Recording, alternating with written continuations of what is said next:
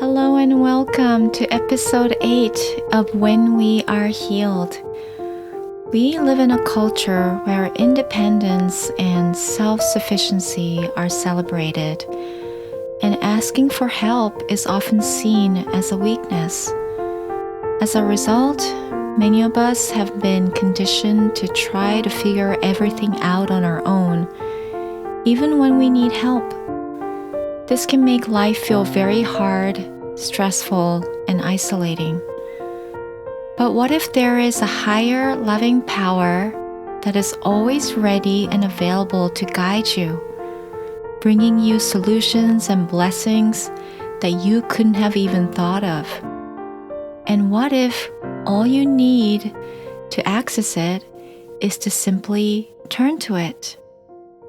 This is what my dear friend Kris Daria is here to talk about today. Kris is an email marketing strategist and a certified group facilitator, helping women entrepreneurs and moms access their own inner wisdom and live with more freedom. As a mom to a deaf child, she has also jumped into learning American Sign Language, as well as participating on Parent Council, organizing fundraising events for her son's school. So without further ado, let's dive into our conversation with Kris Daria.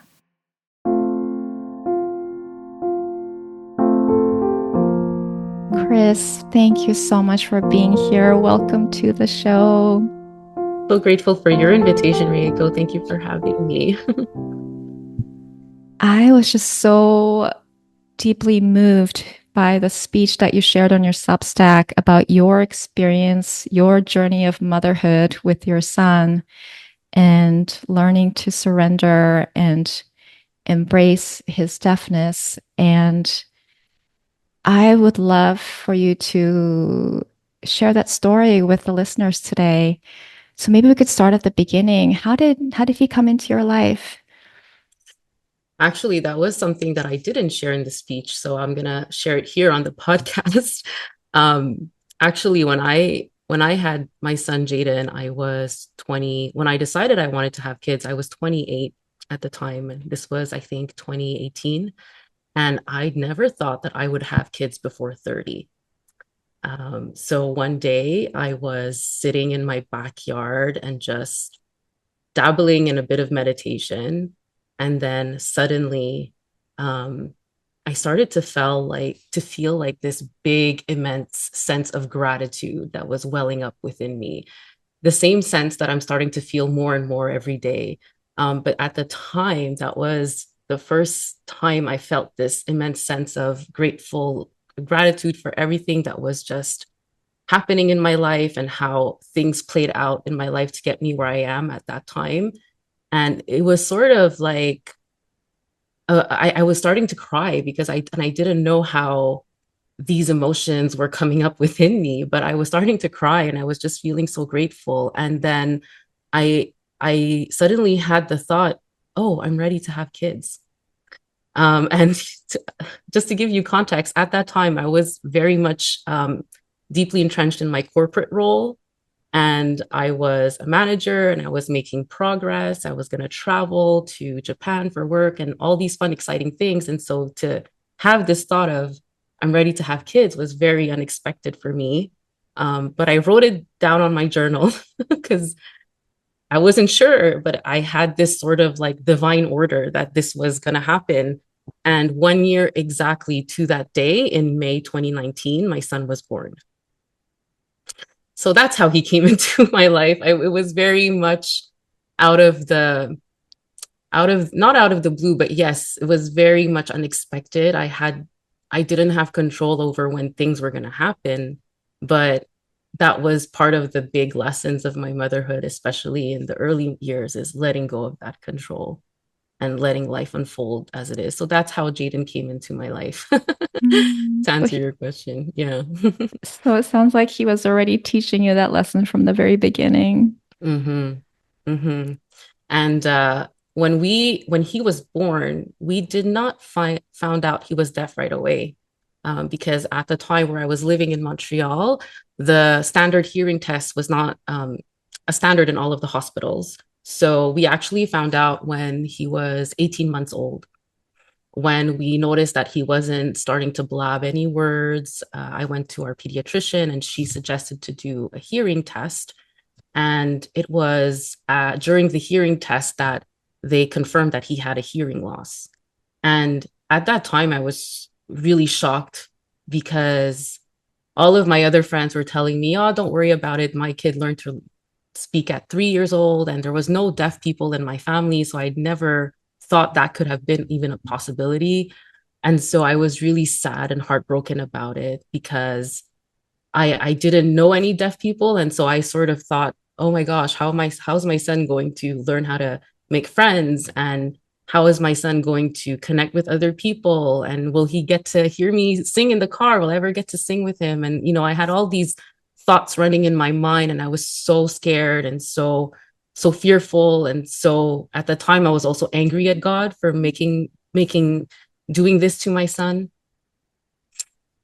And so there was just a whole road of a lot of emotional roller coaster I had to go through when we found out.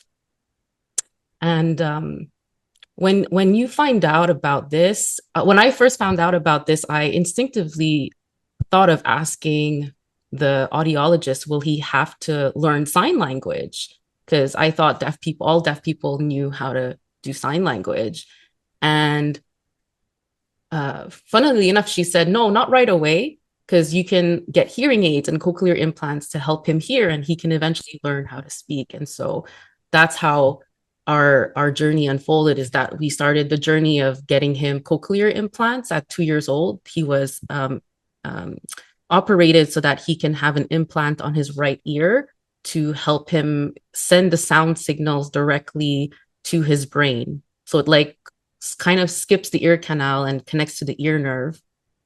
But with my son, his ear nerves, we learned a week before the surgery when they did an MRI, his ear nerves are very much very small or non-existent. They couldn't detect much of an ear nerve. And so 1 week before the cochlear implant surgery, I didn't know if this was going to work or not. Um, and so we had to, at the time, we were driving him back and forth between Montreal and Quebec City, which was about 4 hours away, because Quebec City was where he had to get the operation done. And it was that on its own was a lot to manage. But when he finally got the operation at 2 years old, we also had to go through 12 weeks of intense speech therapy, of getting the cochlear programmed well enough to get the right mapping to the sound signals to his brain. Um, and what was frustrating was that throughout that experience was I was not able to communicate with my son in a way that was accessible to him. Like he was not able to hear me. So whenever he would be like, I remember he would be sick or unwell or uncomfortable, I did not know exactly what was going on in his mind because he couldn't tell me what was wrong, right? And so that was frustrating as a mom, to kind of want to help your son, but there's nothing you can do to fix it, because I was going on the Facebook groups, doing all my research on the internet of what can I do to fix this for him. And after we got to that point, I felt I had exhausted all my options. And so that was one of the things that I had to learn to surrender up to God, because at that point, I was still angry at God for doing this to Jaden. But at that time, I also didn't have a good relationship with God. It was very much non-existent. But then, yeah, that was part of the whole healing process, between healing my relationship with God, but also learning how to let go of all the things I thought I needed to have in control to have a good outcome in this whole situation. And learning, being okay with going with the flow and seeing how things will unfold, because that was a big lesson for me. Mm-hmm. Yeah. And what were the first moments of you choosing surrender as opposed to continuing to try to want to fix it or figure things out? Did a message come to you? You can need to let go, you can surrender? Or is this something that you kind of felt inside that that's what you needed to do? At the time, I never thought of it as surrender. I thought of it as there has to be a different way to do this because it was very frustrating at the time. And at the time, I was just driving him back and forth between my house and speech therapy, my house and audiology appointments. And I felt guilty for thinking that, like, I'm not a mom, I'm a taxi driver. And so this is not how I wanted to experience motherhood. This is not how I want to experience my son. Um, and so it was at a point, I guess it was meeting a point of like um of being against the wall, right? And just no matter how much you beat up against that wall, nothing nothing changes. And it came, I guess, the thought of looking at, instead of facing the wall and beating it up and trying to break it down, what about if I would just turn the other way or turn around and see that there's another path? That willingness to turn around and turn the other path, that came after me hitting that, like getting to that rock bottom. And it was happening during the pandemic too. So there was a lot of other things like compounding over that. So I think I was very much during those, like between 2020, 2022, I think I was very much in a pressure cooker of like, here are all the things that, you need to experience so that you can start to see things differently, so that I can start to look a different way, because the way I thought that things were going to turn out was not working out. I had a plan. I'm very much a structured, planning, organizing person. And for someone like that to go through that experience, it was very overwhelming and uncomfortable and painful and challenging and frustrating. Um, and I realized I had to go through that experience to see a better way, or else I would have kept on thinking I could will my way through this. I can make this work. I can, we'll push through until, and that was my default pattern, is just keep on pushing through, keep on pushing through. I saw that as like a good trait of mine, until I realized I was actually just blocking myself. So that was the surrendering came to me after going through that experience, very much to be willing to see things in a different way. Wow, thank you. I love that imagery of the wall, hitting the wall and willing to turn the other way. That I think that resonates with a lot of us. So what did that different way, better way, how did that come to you? How did that Yeah. reveal itself to you? So, okay, another thing that I didn't share in my speech, but that would be very interesting, I think, to share here, was I had someone came up to me and said, and she was someone who was very, I say, connected to the spirits and to the divine. And she came up to me and said, your son has a message for you. Do you know someone who does Akashic Records healing? Because maybe you can have someone, connect with that. And I was like, okay, sure. At the time I was sort of like on the spiritual path of like learning about human design, astrology, and all these things. And so I was very much open to anything at that point.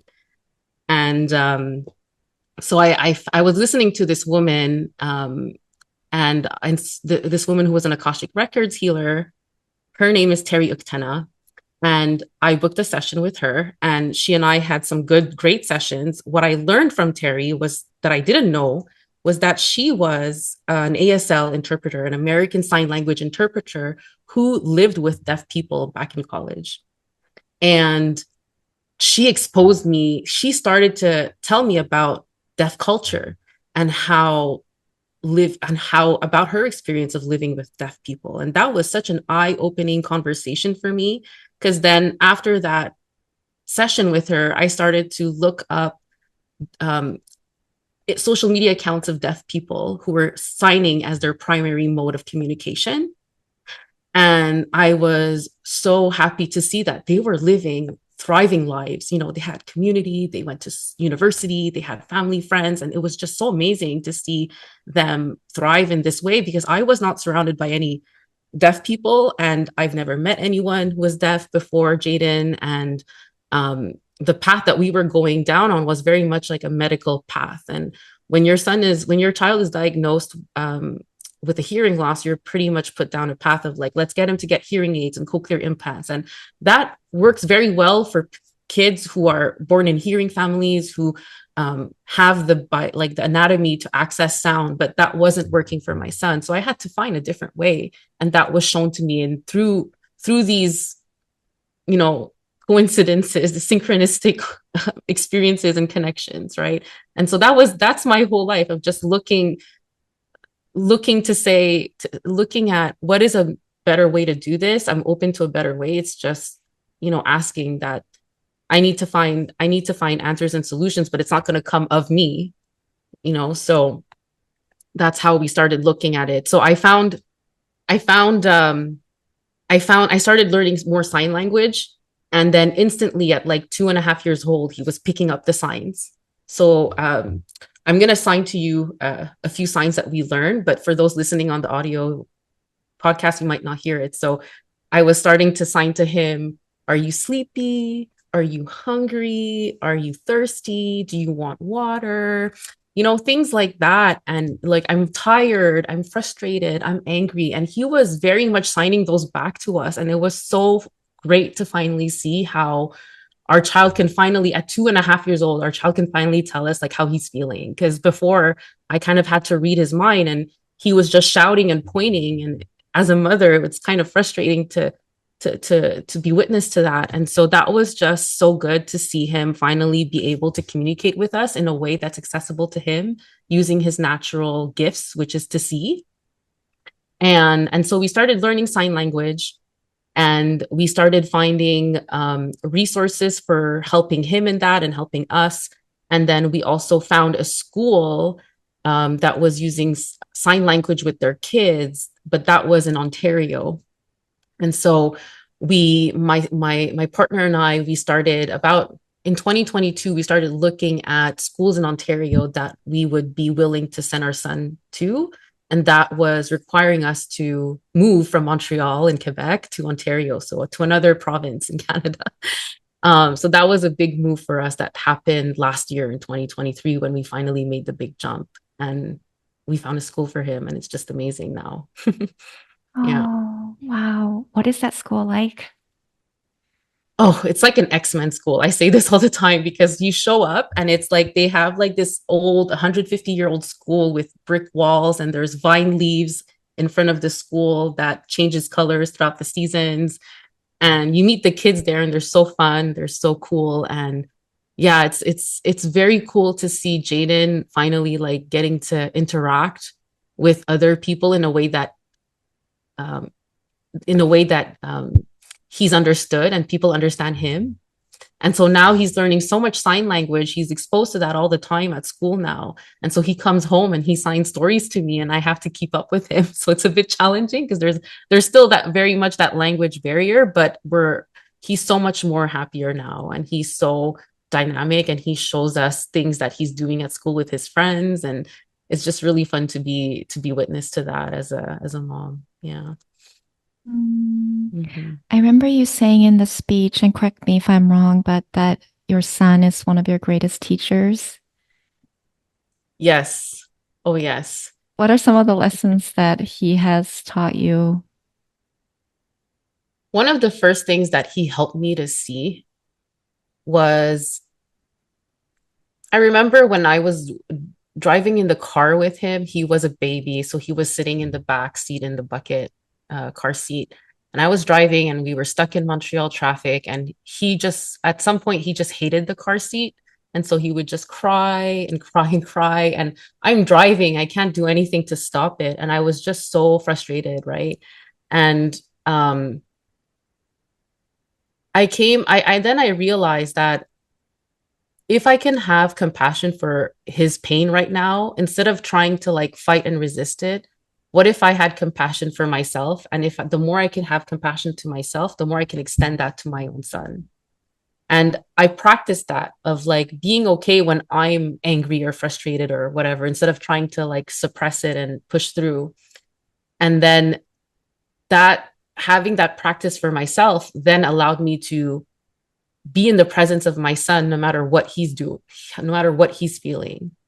And during those car rides, those were very uncomfortable car rides for me, because to hear your baby crying in the back while you're driving and you can't do anything about it was just is just heartbreaking as a mom. And so he was very much a mirror to that. It's like he's like, for me, it was like, how can I, if I'm getting, if I'm losing my patience, or if I'm losing um, my temper against him, there's some part of me that I'm also impatient with.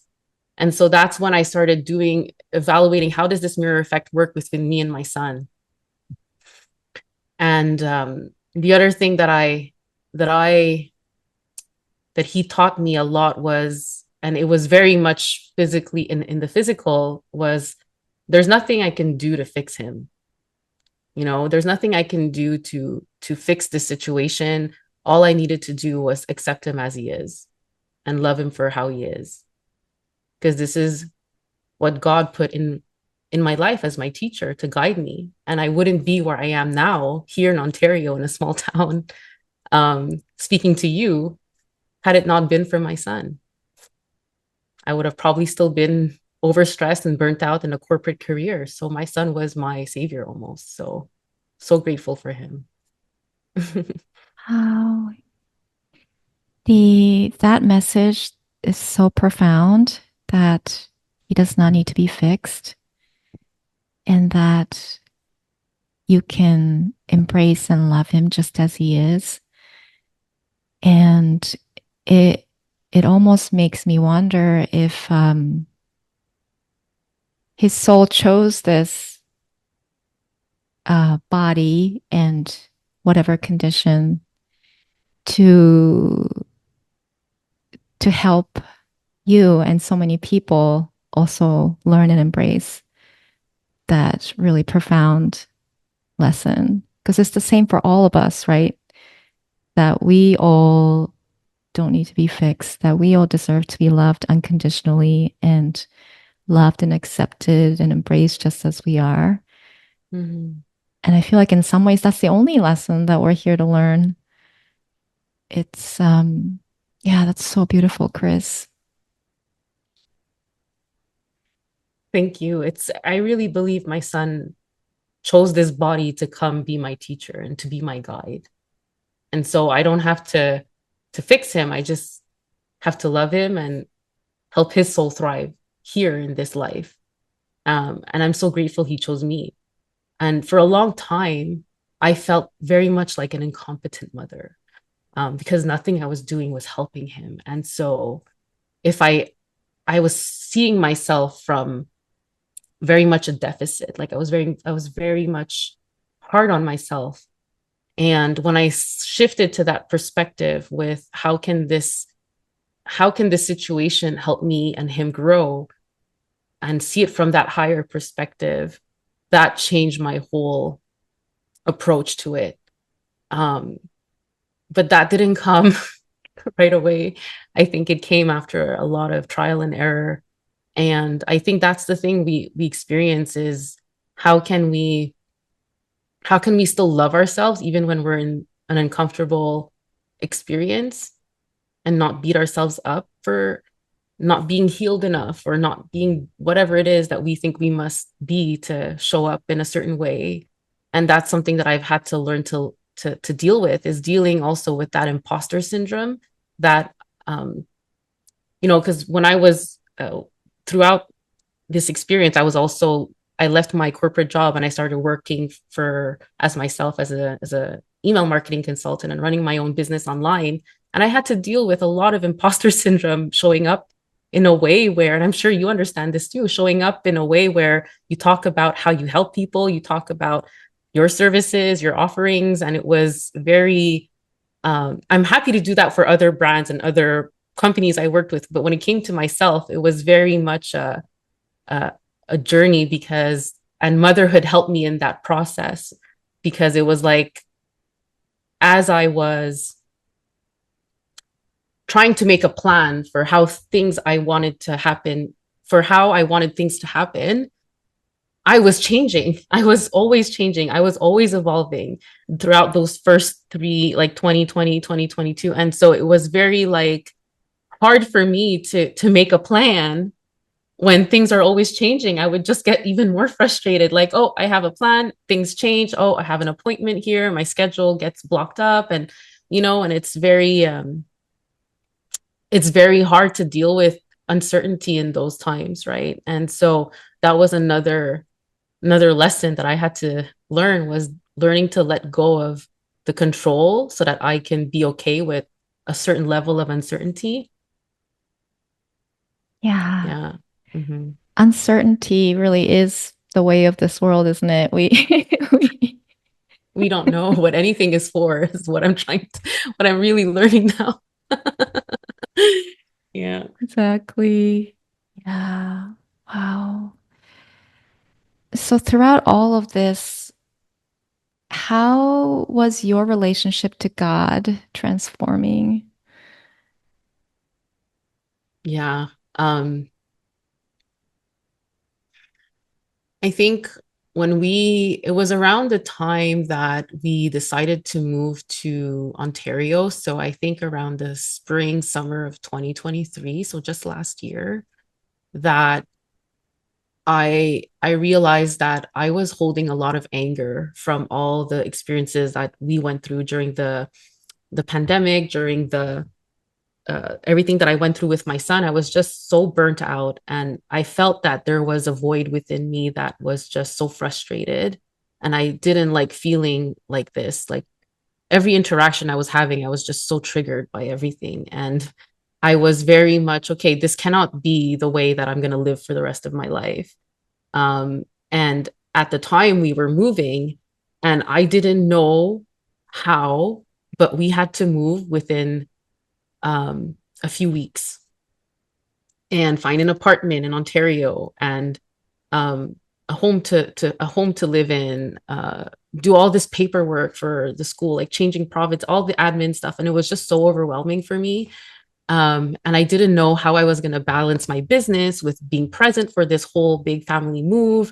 And at the time, I thought I had to like take a step back and from my business and just see how things unfold. And that was very scary for me because I didn't like the idea that I of not working, of taking time away from the business. I didn't know how I was going to make money. I didn't know, right?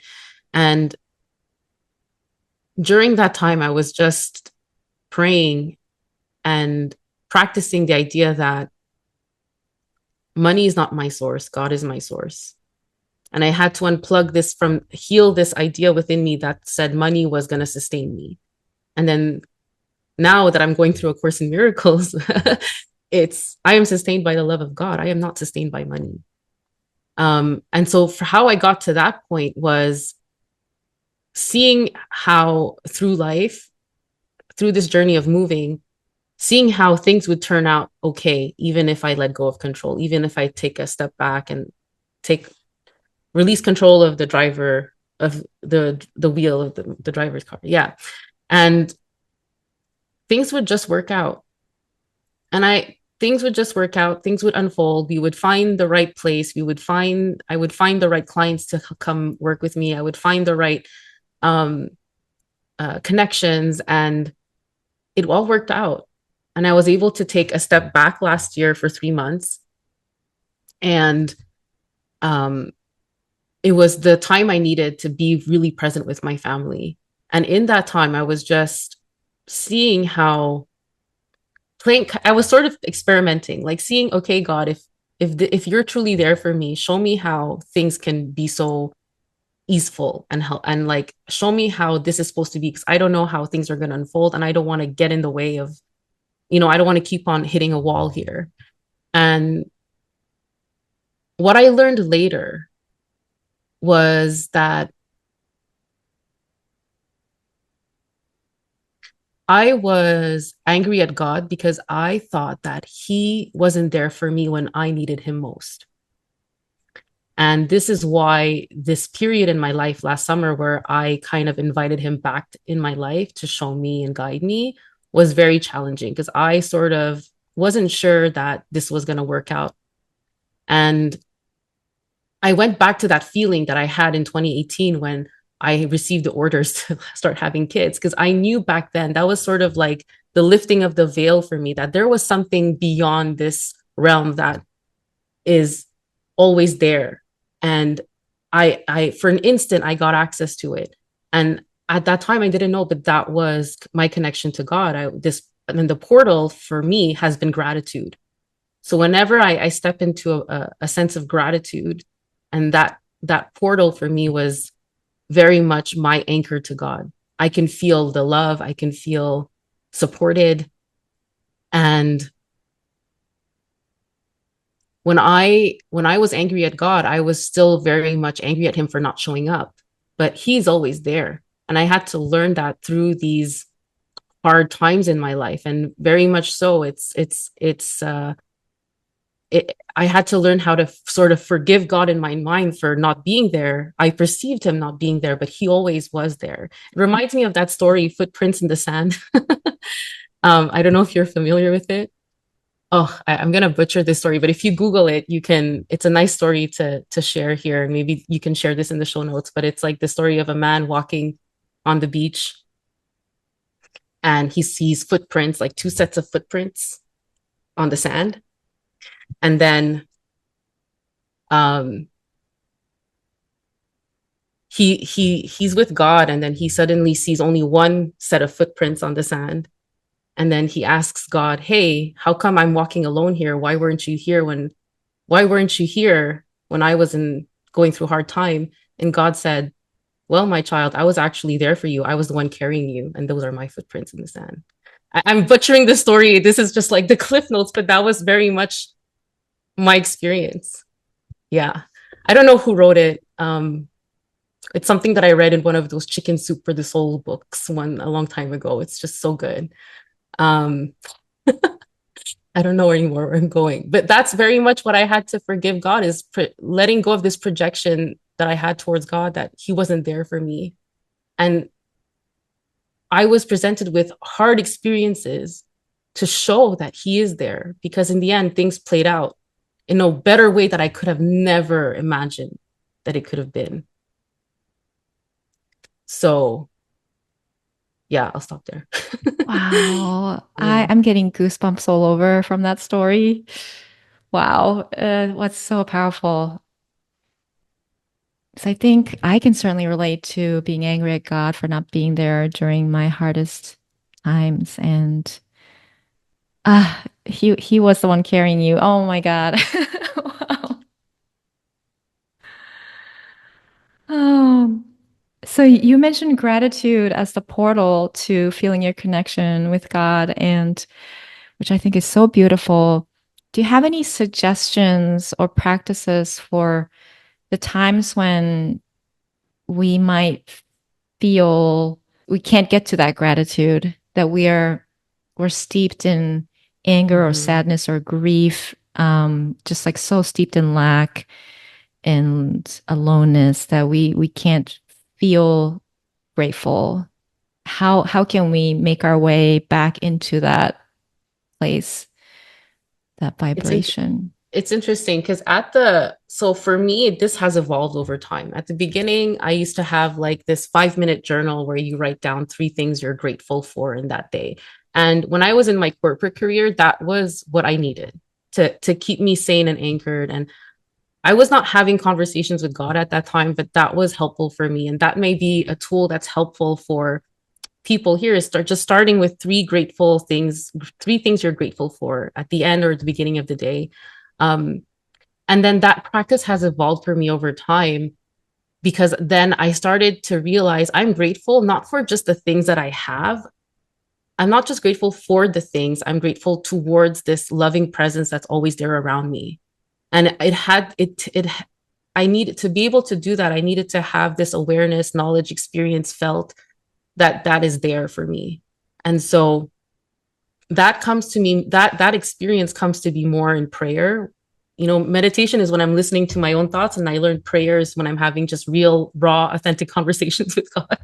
And I just show up as I am, and I say, "Hey, I think there was this, I love this acronym from one of, I got this from Larry Marie. Shout out to Larry Marie because she has these amazing acronyms. And she said, help is a prayer. Help is hello, eternal loving presence. Help. It's a powerful acronym. And so sometimes in prayer, I need that help.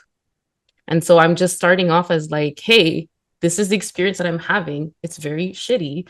It's very hard, but I'm willing to have a different experience around this. Can you show me how this is meant to be for me? Right. And then over time, I start to see how things play out.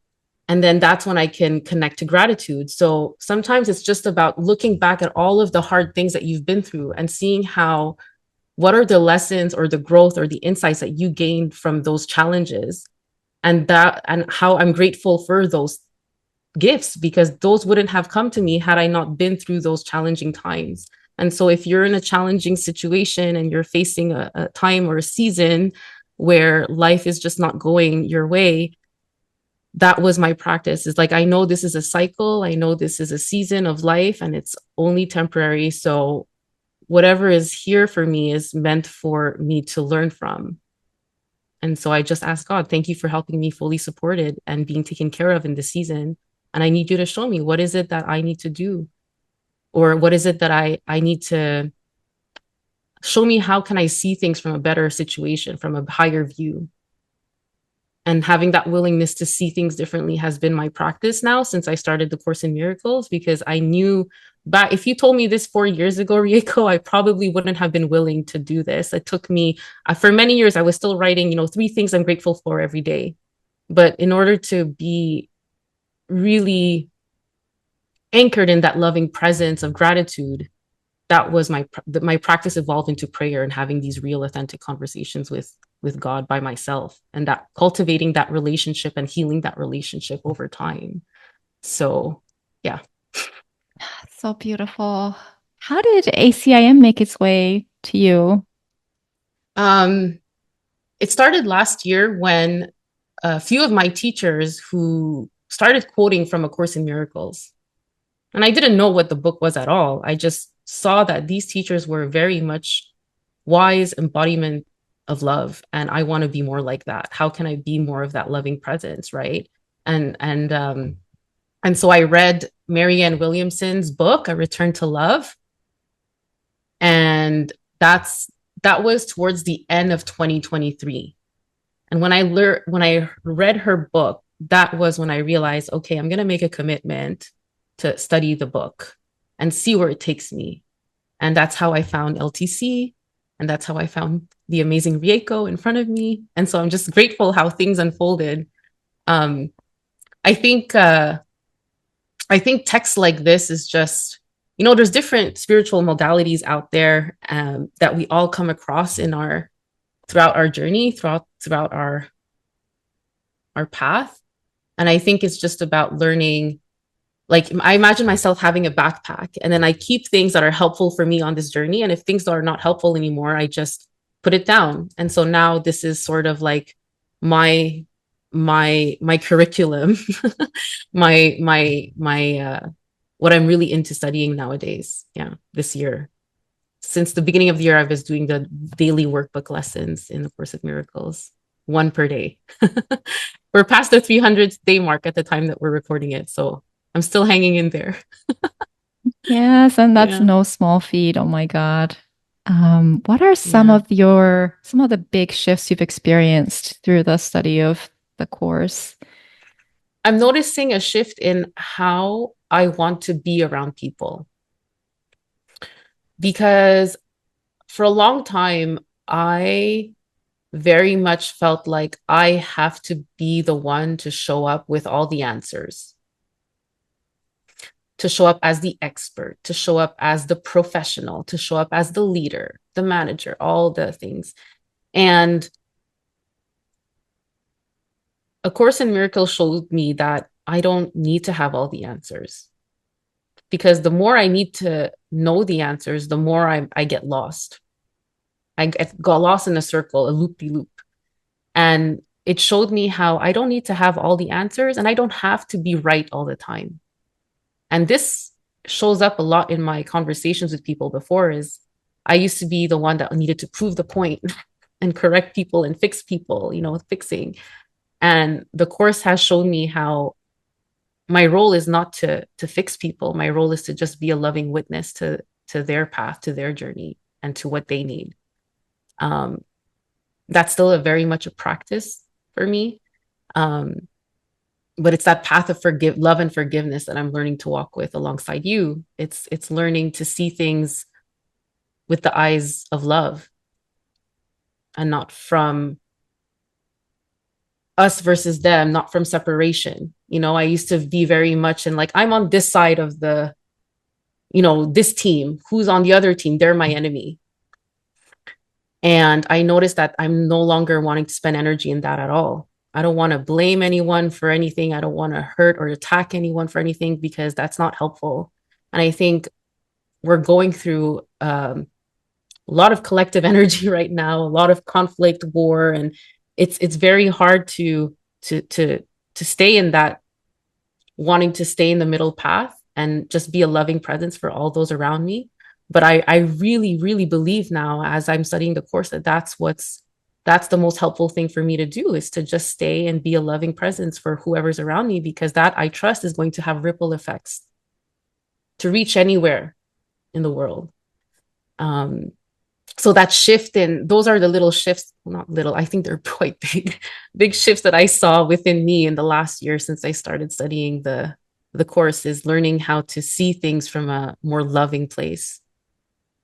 Mm-hmm. And that is a miracle, isn't it? It is. Yes, very much.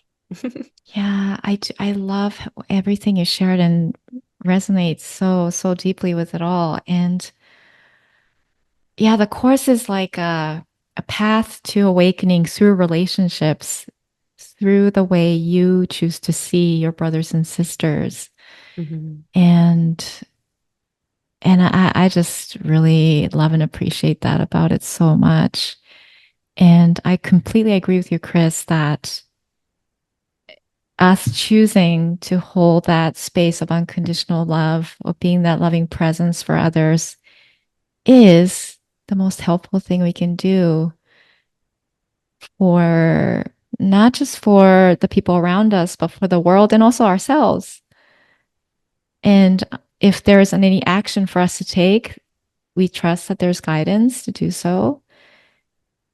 And I saw when I lived in Brooklyn, New York, I one of my neighbors had this sign up that said, "Praying isn't enough," and and I sent them love, and I also felt their anger, which I totally understand, Mm-hmm. and on one level, that might be true for some, in that if there's inspired action to take, the action is called for. Um, but at the same time, what we do in our minds and our energy is what drives the action, is the powerful shift that first has to happen before the action, the helpful action, can emerge. So all the things you mentioned about all the conflict and divide and everything that's happening in the world today, there is nothing more important than us choosing to love the person in front of us just as they are. Mm-hmm.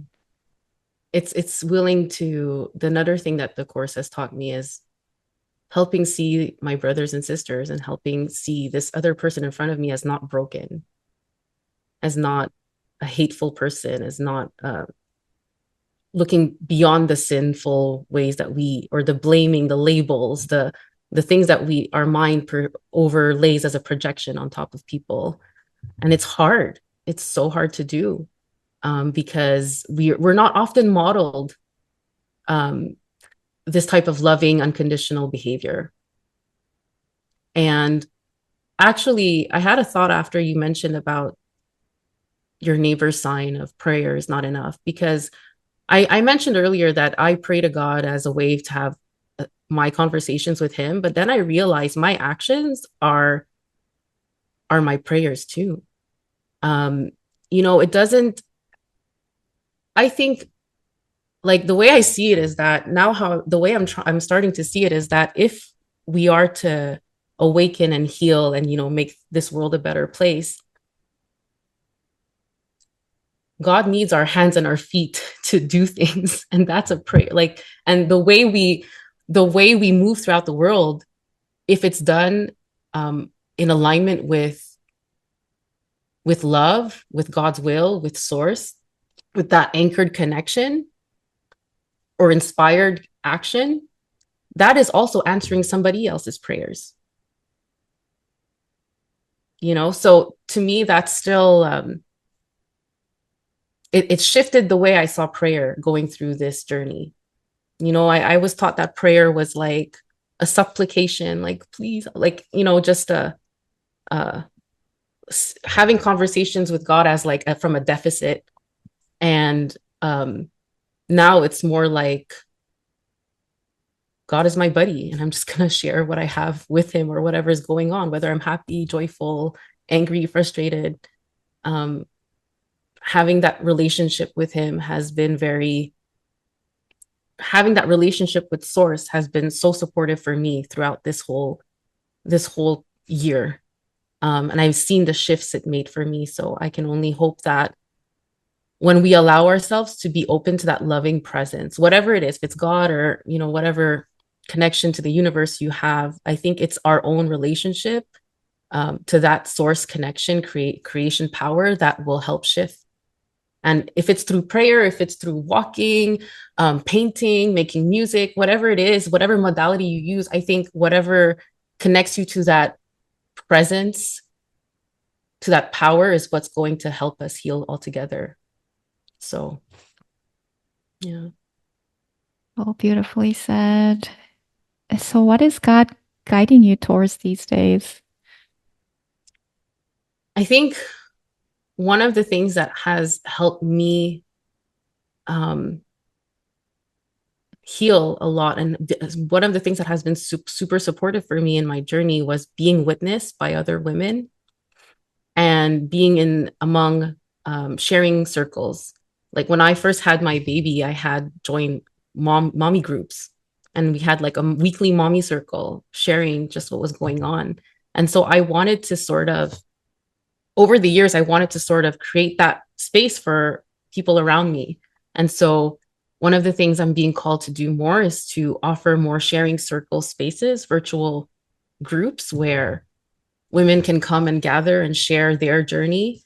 Because if you're on the path of evolving and growing, um, it's sometimes hard to do that inner growth work alone.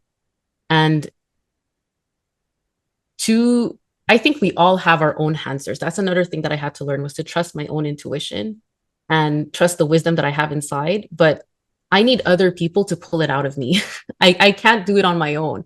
And so sometimes just to gather together in community and share what's on our heart authentically without needing to fix or judge or blame anyone, it's just such a powerful space when women can gather to be witness to that. And I think that's something that we've been missing, I think, through the past few years, is that deep connection with others who are also on that growth and evolution journey, with those who are on the same journey as us. So one of the things I want to do over the next few months is offer more virtual circles for women to gather. So um, yeah, yeah.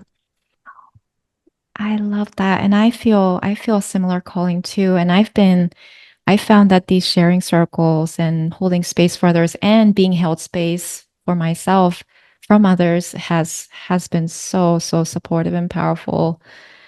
And I am just so excited to see how your offering would unfold. How can people get in touch with you? Right now, the best way to stay in touch is by following me on Instagram and through my Substack. You can find me at Kris Daria. I will definitely put those in the show notes. Thank you. Yeah. Is there anything else you would like to share with the listener about your upcoming plans or something that's on your mind? I think I think this is just what we all need, is to just have someone be there to be a loving presence.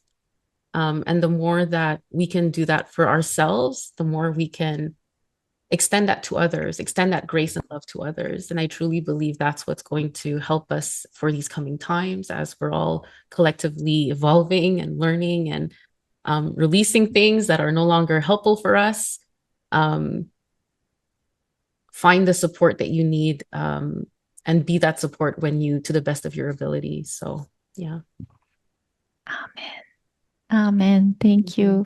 Thank you so much, Kris, for being here with us today. I will say a prayer to close this out. Okay, so join me in closing your eyes if it's safe to do so. Just taking in this warm, inviting, loving presence that's here in this moment. And if we can't really feel it, that is okay. Can we just use our imagination to feel into something that's here that's allowing us to breathe, something that's here that's supporting our very life in this very moment, something that's allowing us to even be here. And you might call it love, you might call it God, you might call it the divine.